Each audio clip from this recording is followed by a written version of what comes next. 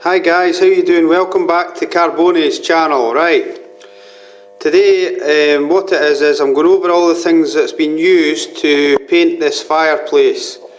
You'll see in the first two videos the fireplace at the start, and then now you'll see it's actually finished. But I just want to run over, because you get a bit nervous when you're actually painting a fireplace, because it's probably somebody's house where it's their favourite place where they sit, where they use their main living room every day, or their lounge, or whatever you want to call it. So painting somebody's fireplace, helping them transform or redecor their room, it's how do I explain it? You can be a bit worried that you make sure you do a good job, but you know what, the fear can be worse than the event itself. So you've actually just got to continue on with it, and use that fear as in your advantage. You know, try and get a buzz out of it when you're getting the thing ready. I'll just run over everything with you. This is the first thing I'll go over. This is the discs that was used. First of all, to start with the wood. The wood was what we did was we ran over it with some 240, took the head off all the brush marks off the lacquer where somebody used to brush the fireplace, and any pinholes and things like that, and chips, any wee lines in the wood, we actually filled them with this premium glaze. I've already mentioned about this stuff in my last video. It's just new, it's just come out. It's really good stuff. Filled all the holes, no bother.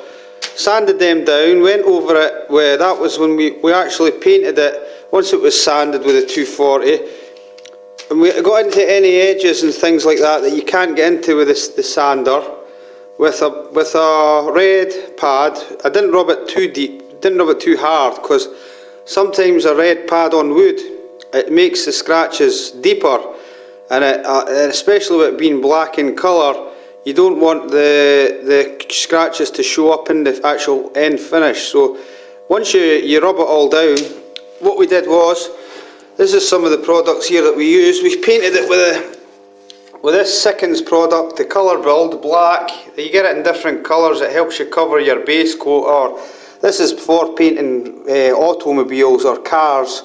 So you don't usually use it for wood or things like that. But in this occasion, we've used it. Start off where you thin it down with the thinners and the sanding hardener, because once that comes off, once it's dry, what we did was we ran over it again with some more discs. By the way, that's the sander that we used, the orbital sander.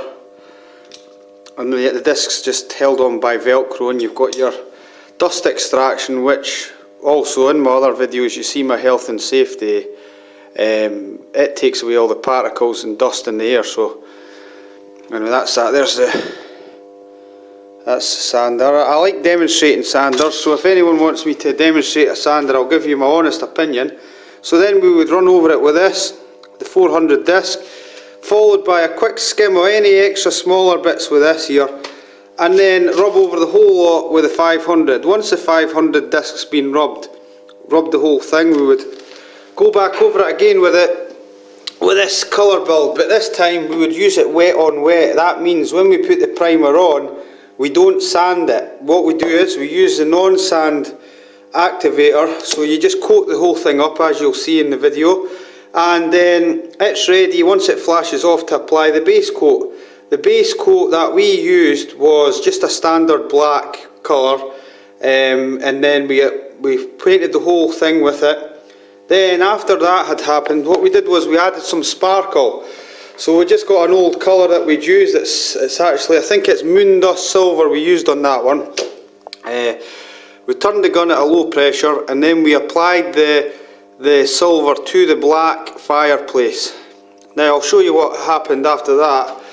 But sorry, I forgot to mention, when we applied the black, we added in the dual paint additive. Now if anyone doesn't know anything about this, and you want to find out, if you subscribe to me and ask me the question, I can actually make a video about this, what the benefits of using the dual paint activator is, or additive as they call it.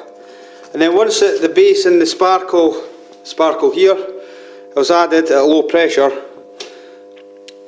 we also used a cheap clear coat because it's a fireplace, but it is a focal point. But this gives a really good gloss, and it's a good. I don't want to be spending a lot of money on clear coat for a fireplace because it's something that will be hard wearing, and this clear coat is. That's a Max Mayer. It's a cheap product. We use it. It's actually Max Mayer. A lot of people, especially in Spain, like to use this. And there's the hardener there. That's the hardener that you use. And the mixing ratio for the clear coat,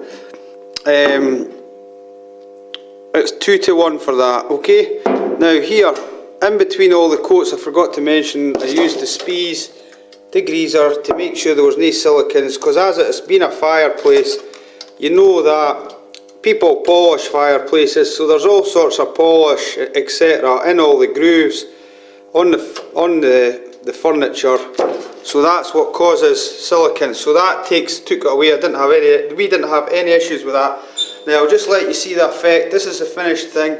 We didn't bake it because you can't bake it in case anything cracks open. But if you have a good look, there's the fireplace with the sparkled effect. That's all the way up one side. And there's the front of it. If you have a good look at the sparkle. Now that's all been put on and it's all clear coat, so it's as smooth and shiny. It's got a very high gloss level. I don't know if you would like that in your house.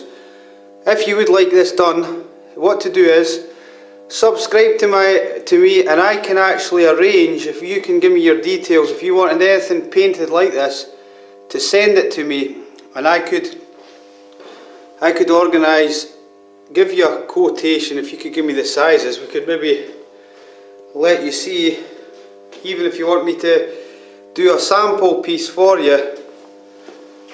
If you have a look along the top, you get more of a view, and you can see the reflection of the light. It sparkles away. You can see the pigments moving, but also you can see how reflective the light is due to the great finish in the clear coat. I am sure a lot of people would be happy to have this finish in their house. I mean, and it's not just black and silver. You can do purple, reds, blues, whites. It doesn't have to be a sparkle. It could just be splashes of paint. It looks really good. Even the underside, you wouldn't tell. You would have thought you would have bought this out of a shop. And to be honest with you, I don't think this fireplace was very expensive, so it just shows you what you can do with an old piece of fireplace. So there you go. That's the fireplace. And if you want any more information, just inform me and let me know. I'll be happy to help. I'll just go back along and let you have a look from the front angle.